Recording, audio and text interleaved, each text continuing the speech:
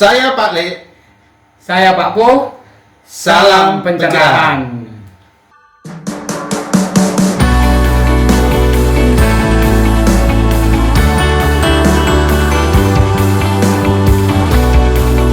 Kembali dengan Pak Po di sini. Salam pencerahan untuk kawan-kawan semua. Baik kawan-kawan semuanya, hari ini kita bahas Corona. Corona sebagai penyakit yang sudah menjadi momok di seluruh dunia. Bagaimana sudut pandang Pak Puh tentang Corona ini? Silakan Pak Puh. Baik, terima kasih kawan-kawan semuanya. Pada kesempatan kali ini saya diminta oleh saudara saya ini untuk menjelaskan mengenai Corona. Corona sebagai satu virus yang sekarang menjadi pandemik internasional, artinya seluruh dunia sudah mengalaminya, termasuk dan wabil khusus di Indonesia. Pada kesempatan kali ini kita akan khusus membahas bagaimana sih Corona itu dan seperti apa dampaknya terutama yang dirasakan oleh masyarakat di Indonesia. Baik kawan-kawan, pada kesempatan ini kita bersama oleh Pak Puh. Di kesempatan ini kita membahas coronavirus. Yang dapat kita ketahui, menurut sumber data, coronavirus itu berasal dari kota Wuhan, dari negara Cina. Nah, akibatnya Corona itu hari ini menyebar dan menjadi pandemi. Bagaimana menurut pandangan Pak Puh? Silakan Pak. Baik, menurut pandangan saya, ya memang dalam sejarahnya itu umat manusia itu hidup berdampingan dengan virus. Hanya karena memang pada zaman dulu, dalam zaman prasejarah atau peradaban masyarakat yang masih sangat kuno, dengan teknologi yang masih belum terlalu modern, ya virus itu tidak bisa dideteksi. Berbeda kemudian di situasi hari ini bagaimana kemudian dengan teknologi yang sangat canggih, virus itu kemudian sangat cepat untuk dideteksi, bahkan virus saja bisa dibuat. Nah, ini juga salah satunya adalah mengenai coronavirus, virus yang terdeteksi awal muncul di Cina yang kemudian saat ini sudah menyebar di seluruh dunia.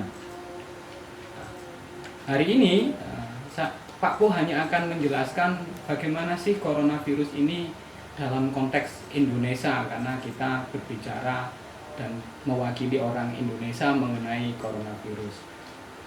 Menurut Pak Po, pada saat coronavirus ini sudah muncul di Wuhan dan kasusnya kemudian sangat besar, sangat disayangkan ketika kemudian Indonesia justru sangat santai melihat perkembangan coronavirus yang terjadi di Cina. Ini bisa dibuktikan bagaimana Indonesia tidak langsung menutup jalur penerbangan internasional. Pariwisata masih sangat terbuka luas. Pada akhirnya ketika kemudian diumumkan ada kasus pertama yang muncul pada awal bulan Maret oleh pemerintah, baru kemudian pemerintah Indonesia sedikit panik ketika ada kasus ini pertama kali muncul di Indonesia. Itu yang Pak Po sayangkan. Jadi ada keterlambatan respon dari pemerintah Indonesia ketika coronavirus ini mulai berkembang di Cina dan kemudian kasusnya membesar. Jadi menurut Pak Po, coronavirus itu sangat lamban ditangani oleh pemerintah Indonesia. Nah, bagaimana imbas dari virus ini Pak Po ketika kita lihat dari sudut pandang kebijakan pemerintah? Baik, pada awalnya memang yang pasti yang sudah Pak Po jelaskan tadi, pemerintah kita terlambat, sehingga kemudian kebijakan pada waktu itu yang paling memungkinkan untuk diambil oleh pemerintah adalah belajar dari rumah, bekerja dari rumah, dan ibadah dari rumah. Kemudian diteruskan ada program social distancing, physical distancing, dan herd immunity. Nah, ini tidak cukup karena pada akhirnya kasus corona di Indonesia terus bertambah, bahkan sampai hari ini sudah hampir semua provinsi di Indonesia ada kasus positif corona. Ini yang menurut Pak Po bentuk keterlambatan itu. Kemudian yang kedua, ketika kasus ini pertama kali muncul dan itu berada di wilayah ibu kota di Jakarta, seharusnya pada waktu itu pemerintah dengan sangat cepat merespon dengan melakukan karantina khusus wilayah Jakarta karena kasus ini pertama kali muncul di Jakarta, agar itu sebagai antisipasi sehingga kasus ini tidak menyebar ke wilayah-wilayah yang lain.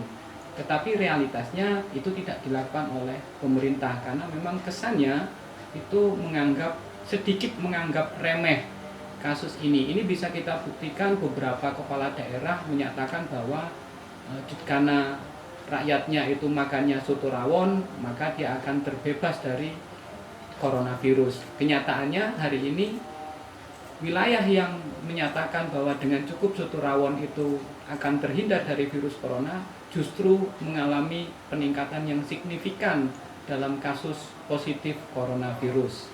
Ya baik, tadi disampaikan sedikit oleh Pak Puh terkait herd immunity sebagai kebijakan yang menjadi pilihan pemerintah Indonesia, sehingga pemerintah sedikit meremehkan adanya pandemi virus corona ini, dan juga pemerintah menganggap bahwasanya corona itu hanyalah virus yang remeh, lebih rendah daripada virus SARS, HIV.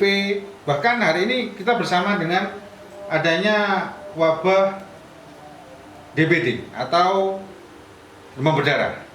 Tadi disampaikan oleh Pak Po terkait dengan kebijakan pemerintah, yaitu terkait penerapan herd immunity. Kenapa? Karena pemerintah menganggap virus flu corona ini dianggap remeh karena ada yang lebih parah di Indonesia, yaitu virus SARS, dan hari ini pandemi corona ini dibersamai dengan adanya penyakit DBD.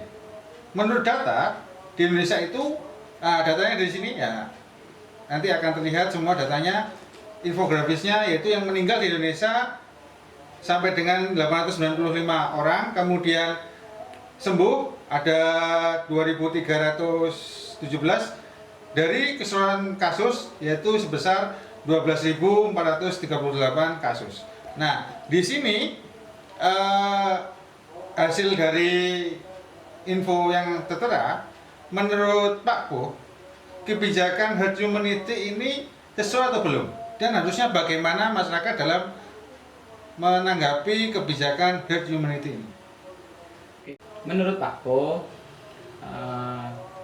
dari awal bahwa pemerintah kita ini memang terlambat kebijakannya ketika menangani coronavirus. Sehingga kemudian yang muncul di masyarakat adalah begitu ada kasus pertama yang muncul di awal bulan Maret yang diumumkan oleh pemerintah, dan pemerintah juga tidak segera dengan sangat cepat untuk melakukan karantina khusus wilayah DKI Jakarta sebagai kasus pertama munculnya virus corona. Nah, yang terjadi di masyarakat apa? Masyarakat kita kemudian panik karena ternyata virus ini sudah masuk di Indonesia.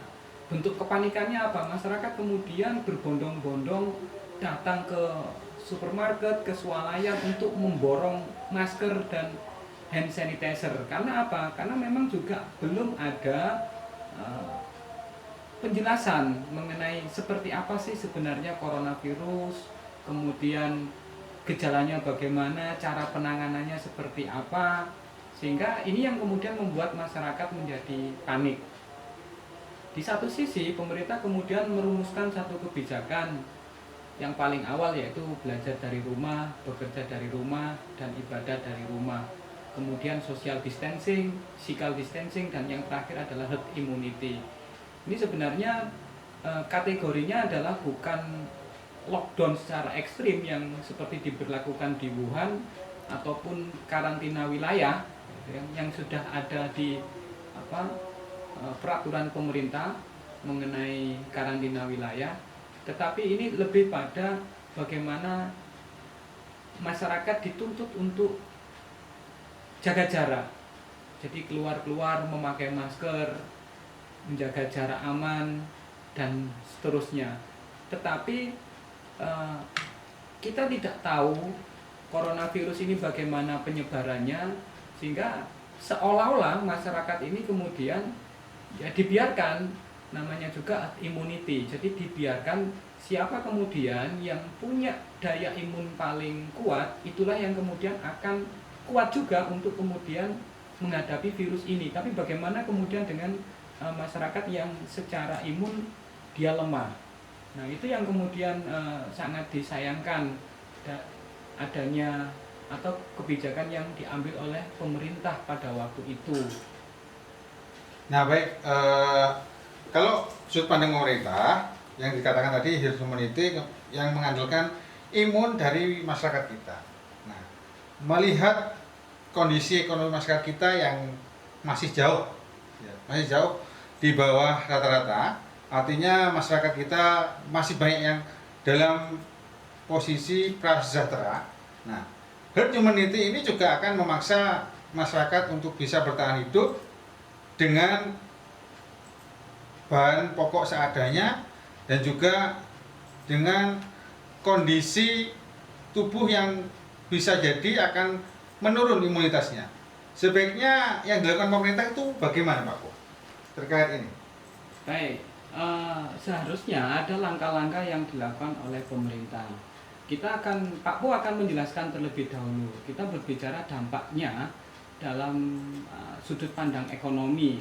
Dalam sudut pandang ekonomi, salah satu dampak coronavirus ini adalah matinya atau menurunnya industri pariwisata. Ini jelas karena memang hari ini ada pembatasan sosial skala besar yang dilakukan oleh pemerintah. Kemudian industri-industri yang lain juga mengalami penurunan, sehingga banyak sekali kasus PHK massal yang dilakukan oleh beberapa perusahaan.